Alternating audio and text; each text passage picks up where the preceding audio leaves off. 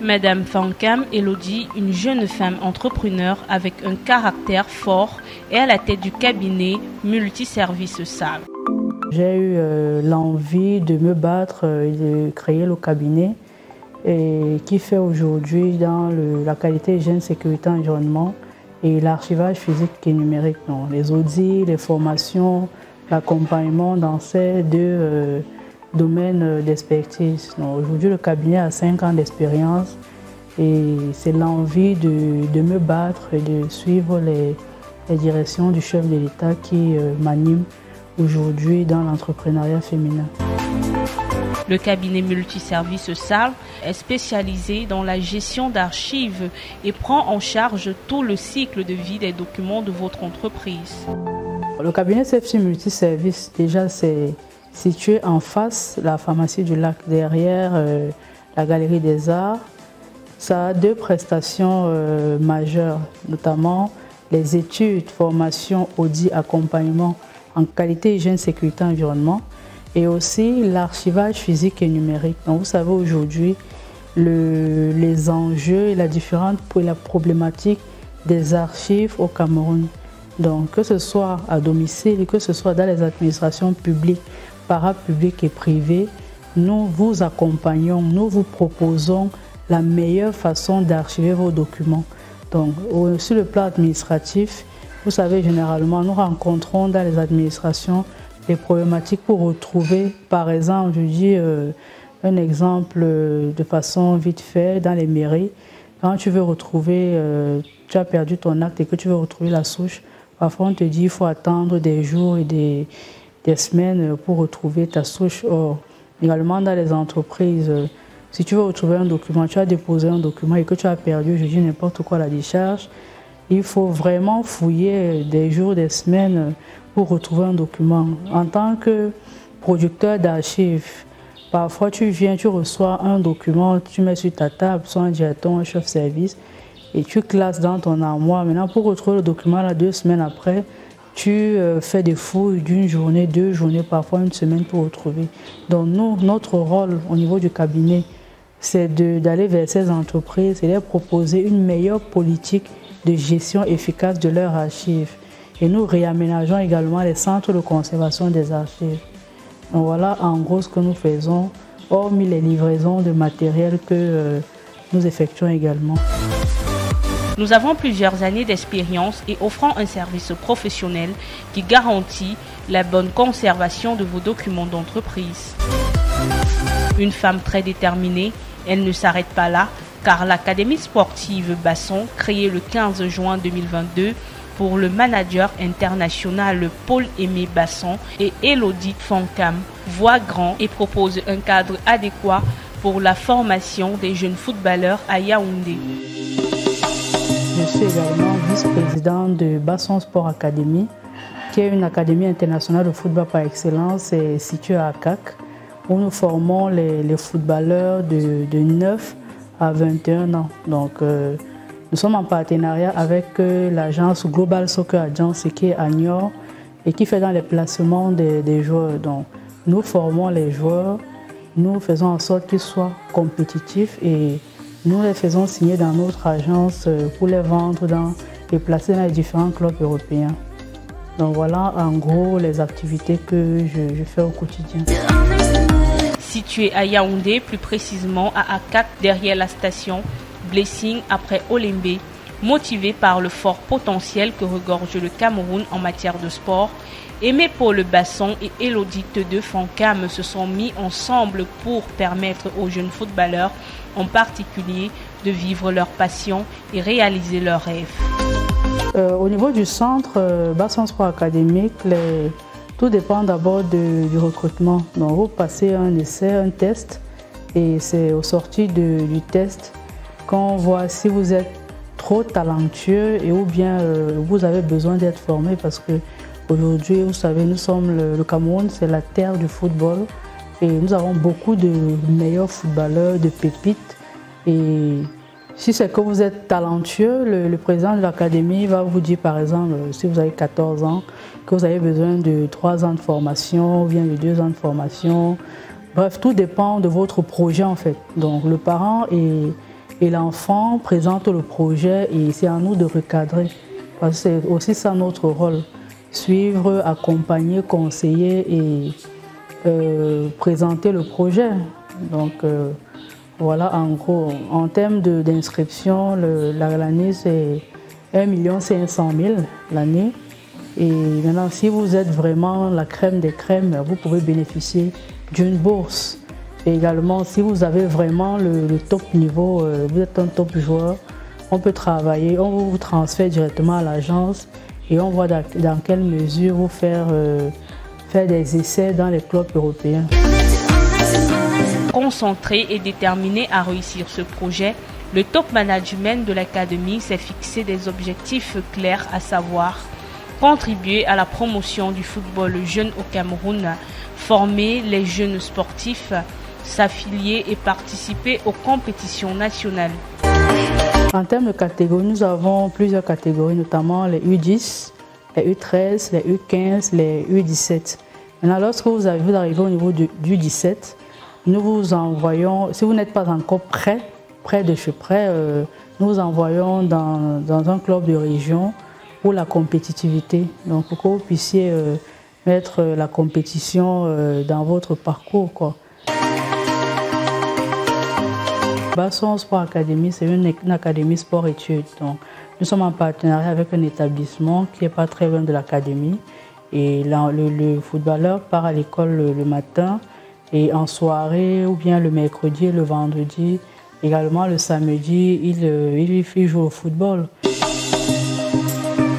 Le cabinet multiservice Archivage Cameroun fait partie des leaders dans le domaine de l'archivage en Afrique.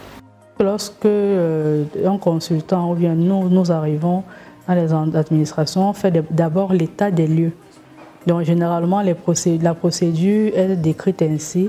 On audite la structure pour déterminer la volumétrie des documents. Après l'audit, on produit les outils de gestion. L'outil de gestion est comporté sont les instruments de travail de l'archiviste. Donc c'est la politique d'archivage, le manuel de procédure, le calendrier de conservation, le référentiel des métadonnées. Donc c'est la documentation qui permet, le plan de classement, qui permet en fait d'implémenter de façon efficace la politique de gestion. Maintenant, lorsqu'on a terminé d'élaborer les outils de gestion, qui est en fait l'élément le plus important, on passe à la phase de traitement des archives. Ça veut dire on trie, on fait le classement et on envoie pour élimination parce que nous n'avons pas qualité d'éliminer un document. Si on a fini de faire le traitement, on fait appel à l'institution de tutelle pour qu'elle vienne pour l'élimination du document. Et en dehors parallèlement à cette démarche, on se rassure que la salle de conservation des archives respecte les normes. Vous voyez, s'il y a l'extincteur, si c'est bien, ça respecte vraiment les normes d'une salle de conservation des documents parce que vous pouvez bien traiter et prendre toute la documentation pour mettre dans une mauvaise salle. Les intempéries, les inondations, l'incendie viennent brûler tous les documents. C'est vrai qu'aujourd'hui, on recommande à toutes les administrations de passer à la numérisation. Donc, après avoir traversé l'étape de maîtrise efficace des archives physiques, maintenant on dématérialise et on numérise les documents. Donc c'est même la raison pour laquelle, comme je vous disais tout à l'heure, nous avons le magazine Les Archivistes d'Afrique qui a pour but de valoriser les archives et les archivistes en Afrique. Vous savez, aujourd'hui, le domaine des archives n'est pas trop pris en compte parce que, comme on dit, c'est pas une priorité pour la plupart. Mais je pense que lorsqu'on sensibilise, on organise des ateliers de formation, on éduque, les managers ou les chefs d'entreprise sont de plus en plus informés et sensibilisés et comprennent aussi mieux la notion ou l'importance des archives dans une administration. Des entreprises partout dans le monde nous font confiance pour s'occuper de leurs documents les plus confidentiels tout au long de leur cycle de vie, depuis l'archivage physique et électronique et numérique. En tant que femme entrepreneur, nous rencontrons beaucoup de difficultés.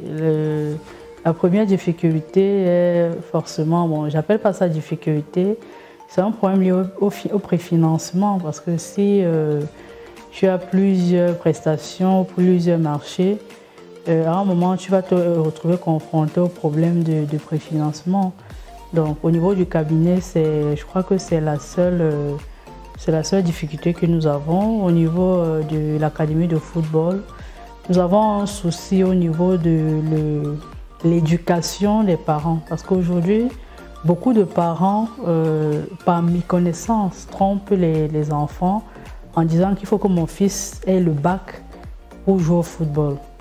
Alors qu'en Occident, les parents accompagnent les enfants à partir de 8 ans, de 7 ans jusqu'à 16 ans, 17 ans, parce que selon les normes européennes du football, si ton enfant a 18 ans n'est pas dans un club professionnel, c'est qu'il a échoué. Vous savez tous les différents le parcours des footballeurs. Alors qu'ici en Afrique, plus précisément au Cameroun, si un parent attend que son enfant ait le bac pour se donner au football, généralement l'âge moyen pour avoir le bac c'est 17, 18 ans, parfois 19 ans. Donc ce n'est pas à 19 ans qu'un enfant va se retrouver en train d'être formé pour jouer au ballon. Le sport et les études sont compatibles. Maintenant, tout dépend de la discipline que le parent donne à l'enfant.